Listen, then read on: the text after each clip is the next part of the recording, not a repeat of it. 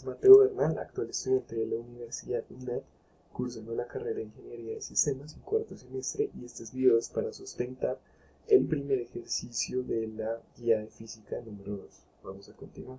El primer ejercicio es seleccionado el tema E, el ascensor, donde encontramos tres elementos: motor, polea y ascensor.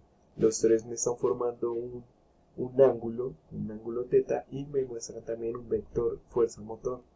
La primera pregunta dice: presente los diagramas de cuerpo libre por cada uno de los elementos de la figura 5. Pero el del ascensor. Tenemos que los elementos encontrados, hay una tensión entre el ascensor y la polea. Tenemos una aceleración que se mueve de forma verticalmente, juega a favor, y en contra tenemos a W, que es el peso en kilogramos por la gravedad. Este diagrama para el motor, tenemos una fuerza normal, ya que el motor no está suspendido sino sobre una superficie. A favor, N, fuerza normal. Tenemos W, peso en contra. Tenemos tensión en contra, que prácticamente es la fuerza que va a estar realizando el motor durante este proceso, y una aceleración que se representa positivamente porque la aceleración se está moviendo en el eje X de izquierda a derecha. Esto nos indica que debemos realizar las ecuaciones.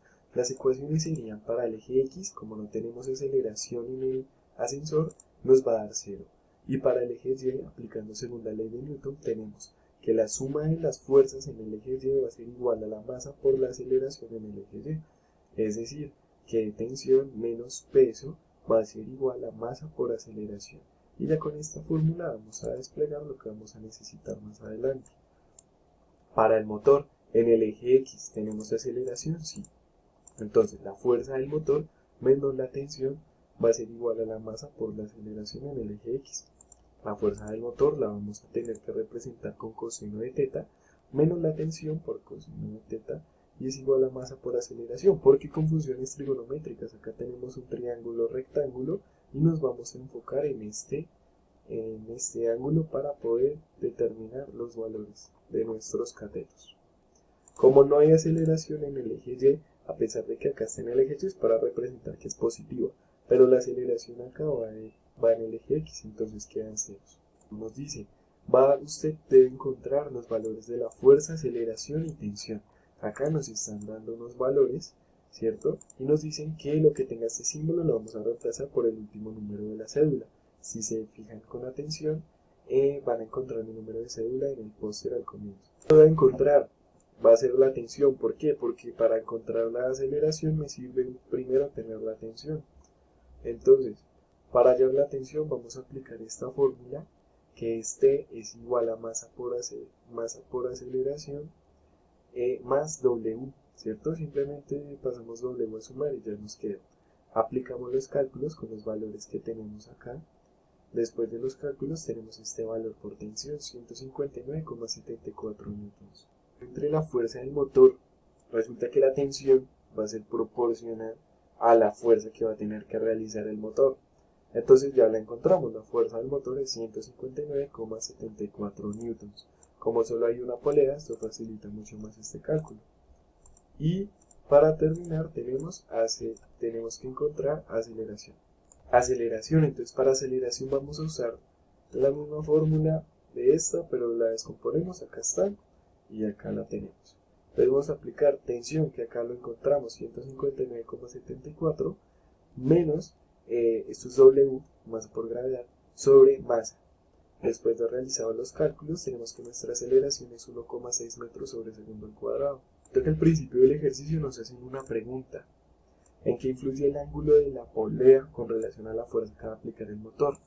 Entonces la respuesta es la siguiente: el ángulo ideal es de 180 grados, ya que en este ángulo pues no se aplica tanta fricción.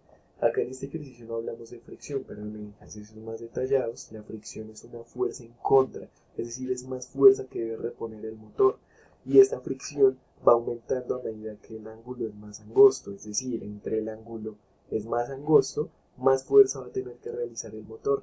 Adicional de esto, al ser un ángulo más angosto, la fuerza que aplica el movimiento de la polea se va a enfocar más en este punto de la polea, lo que va a disminuir su durabilidad. tengo para mejorar el sistema del ascensor? Lo primero, usar materiales de igual resistencia, pero que tengan un menor peso, porque si disminuimos el peso, W va a ser inferior, y W es una fuerza que siempre actúa en contra de la fuerza del motor. Entonces, si disminuimos esto, va a ser mucho mejor para disminuir la fuerza que ejerza el motor. Dar la carga o número de personas que ingresen al ascensor. Esto nos va a ayudar mucho para que el motor no se vaya a sobre ejecutar y así aumentar la vida útil del motor y que consuma menos combustible. Destinar el motor con torque adecuado para la carga que se va a trabajar. No es lo mismo el motor que va a tener que elevar carros al motor que va a tener que elevar 4 o 3 personas en unas oficinas, ¿cierto? Entonces, es importante tener en cuenta cuánto peso vamos a tener que cargar, realizar los cálculos y así destinar el motor con el torque ideal para que el motor dure más, no compremos algo más caro o más barato y después se tenga que invertir más en arreglos. El ángulo, que como ya expliqué, si ubicamos el ángulo a 180 grados, asimismo vamos a poder disminuir el coeficiente de fricción que se va a determinar más adelante como más fuerza que va a tener que hacer el motor. Entonces así alargamos la vida útil de nuestro motor, podemos incluso buscar motores más económicos, lo que he explicado yo anteriormente, buscar el motor ideal para el trabajo ideal. Eso sería todo. Muchísimas gracias por haber visto el video y espero que estén muy bien. Mi cédula para la realización de los ejercicios está acá. Estuvo acá todo el tiempo y acá va a estar para que la puedan comprobar. Que esté muy bien.